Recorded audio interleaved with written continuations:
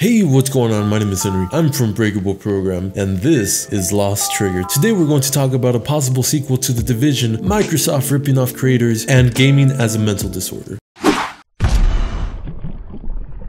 During an interview with IGN, Massive's managing director David Polfedt spoke about continuing support for their 2016 release, Tom Clancy's The Division. During the interview, David said, "I think it's a wonderful brand that has so many potential stories in it. There are a lot of things we didn't do in The Division 1 that are interesting to look at for that brand. Now, as a lot of people have stated, the use of the phrase Division 1 is a pretty strong indicator that they have already begun production on the next Division game." But he goes on to say, "I definitely think that there's a lot of space for continuation, which is beyond just keeping the Division online, but I can't talk too much about that right now." That's a pretty roundabout way of saying, yeah, there's going to be a Division 2, but with the lack of endgame content and the amount of hackers on the game, is there really a market for a second Division? I don't know if consumers will be as stressing to the devs if they don't do something about the issues they're facing today. We'll see when it gets officially announced, but I'm not too confident in people's interest for it. Yeah, honestly, I wanted to go into the Division subreddit and make a thread on there and just kind of call out Ubisoft and be like, hey, come on,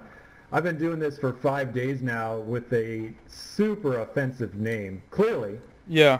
And no ban, you know, so what the fuck, guys.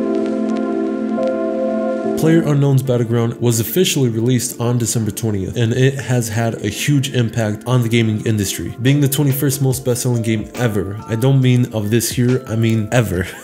However, with it being such a huge game, there was bound to be some controversy at some point. Microsoft posted this ad on their Twitter to promote the official release of Pubg, and it garnered huge attention when a Redditor with the handle Maxter posted out that it was extremely reminiscent of a post he made a month earlier. The odds that this might have been a coincidence was blasted out of the water when he mentioned that the post had gotten 62,000 views, so it seems like someone on Microsoft's marketing department saw the post and decided to plagiarize it without giving any monetary compensation or even just an acknowledgement of where the idea came from. Director of Programming on Xbox Live, Major Nelson, responded on Reddit, "Hey guys, I wanted to let you know that this is being investigated. In the meantime, our official channels have pulled down the asset in question. I'll follow up with the OP once I get more details." So it looks like they're trying to set things straight, but some would argue something like this shouldn't have happened in the first place. We'll see how they handle the situation, but it's not the best story to have right after the official release of your game.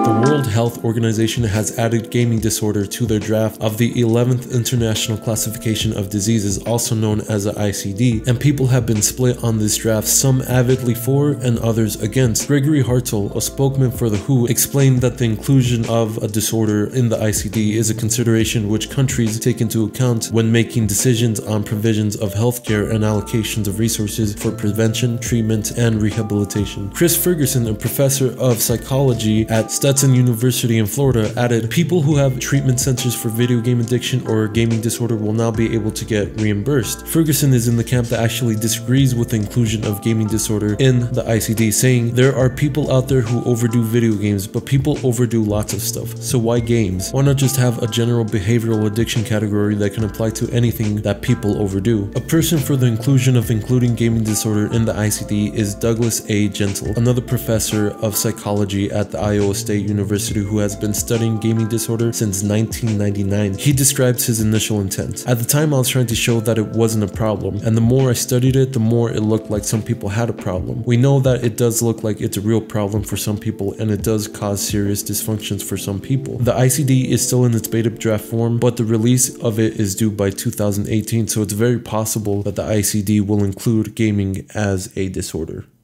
Big shout out and thank you to Breakable Program for making this video. He's a gaming channel that makes quality content. If you enjoyed the video, you should definitely check out his channel. I even did a Fortnite Battle Royale review for him, which you should go watch.